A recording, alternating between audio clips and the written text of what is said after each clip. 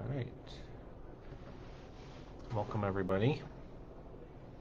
Let's make sure it's started. There we go. All right. Welcome to the December 15th North Tonawanda City Schools update. I'm Greg Wojtyla, the superintendent, and we're here today with an update for you on some things, hopefully, all good things. That's a good, that's a positive. So the first thing that I want to start with is the district is in the process of coming up with a 5-year strategic plan. And we were really scheduled to do that last year, but with COVID restrictions and hybrid learning, we pushed it to this year. And we've been up and running. We've been doing some focus groups. We've been doing some surveys, and there'll be more to come. But we had an in-person meeting of the steering team last week. And out of that, we have some general direction of where these strategic plans would take us. So the next thing is to share all that with the community and the staff and the stakeholders. And we're going to do that on January 19th.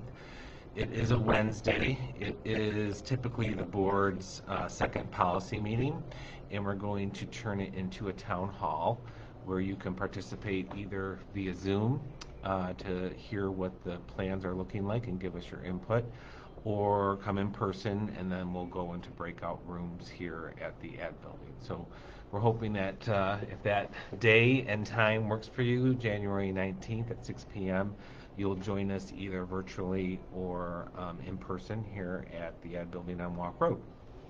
So we're very excited to get that moving to the next phase, which is basically then to make sure everybody's on the same page with what we've heard so far, add any new things, and then get back together and develop plans that the board will then adopt. So very busy with that.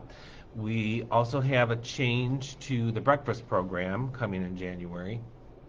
So we've been doing a take it home the night before model, especially in our K-6 buildings, because with full classrooms, they really can't eat in the classroom and have the social distancing that's required.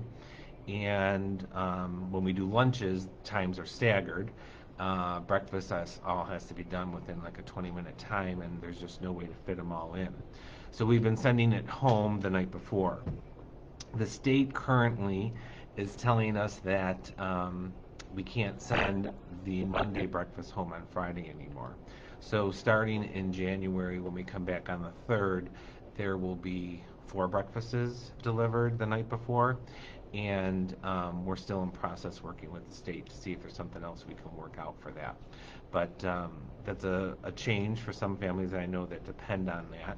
And that's what we're stressing with the state when we have our communication with them, is that many families rely on that 5th breakfast. So, but right now, currently, we won't continue sending Monday's breakfast home on Friday, starting in the new year.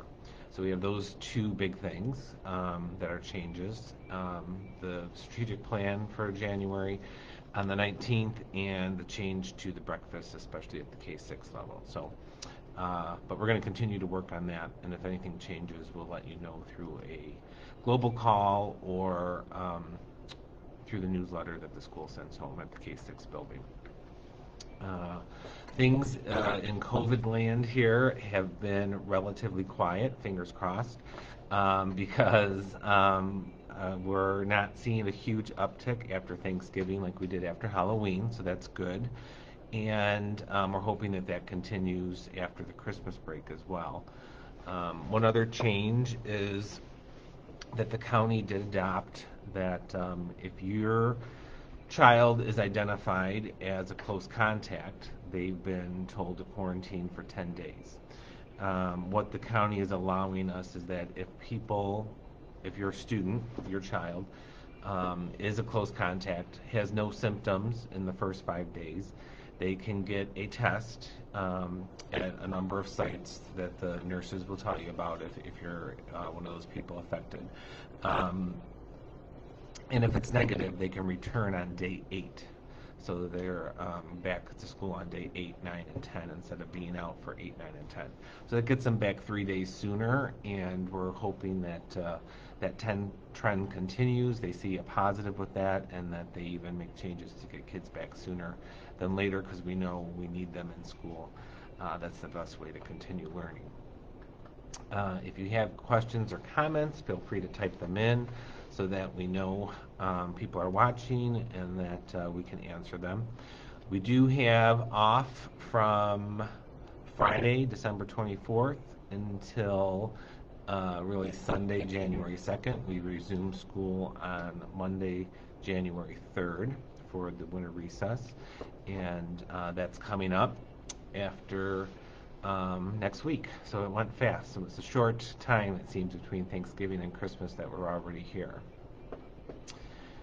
So it says, what if your child is vaccinated? And currently, there's different rules for how long they have to stay out and if they're vaccinated or not vaccinated. As that comes up with each case and the close contact, the nurses would direct you on that. But even if you are vaccinated, sometimes, depending on the case and the close proximity, you would have been out. But they're constantly making changes daily.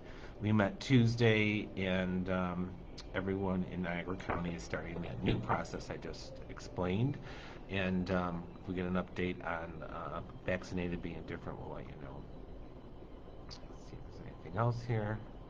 I do know that we are excited for they already started some of the middle school and high school concerts.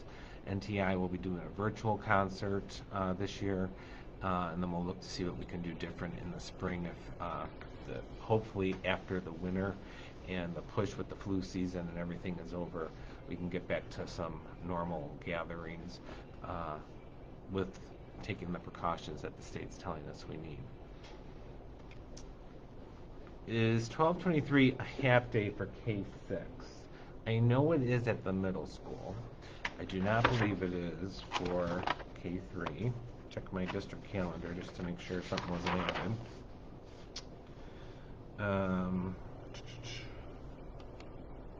I don't have that here. So my understanding is that it's the middle school only. Yep, there we go. So we got that. People were chiming in on that. So it's a full day on the 23rd for K-6 and the high school. As we go through into the new year, we'll be back on January 5th with more updates. Of course, if I need to do it sooner, I would do that. Yeah, so basketball games, any indoor sports are open to everyone currently. And yes, now the new rule is that everyone is wearing masks who comes in to participate. Let's see. Yeah, Hillary, I think you're right on that piece, but they want to just double check with them.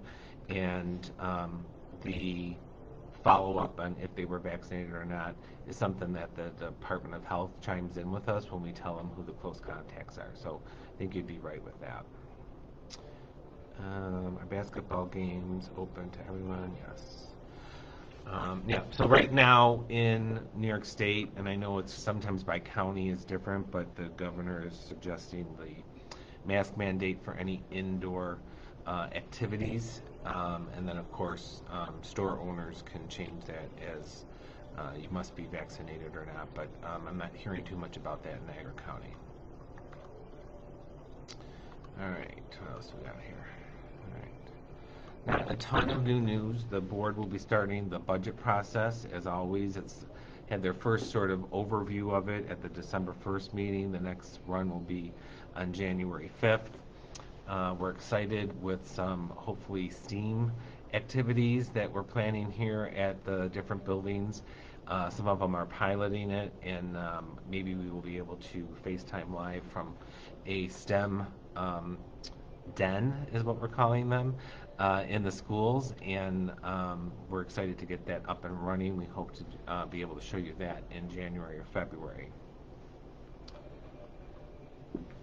If you have questions, as always, please start with the classroom teacher or the building administrator. And then if you need help, remember that you can reach out to us at central office, and we'd be happy to help you with anything.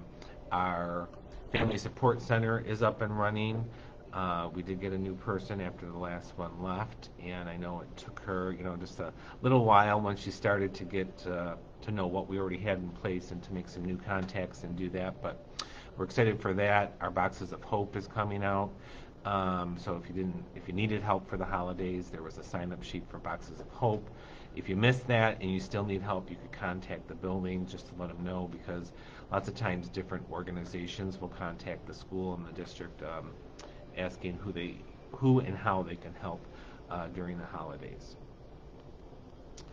All right, so we wish everybody a safe and happy holiday, no matter what you're celebrating. Please try and stay safe. We want to keep the numbers low, keep schools open, and we're doing a great job at that here in NT, and I hope that everyone continues the good work that they're doing.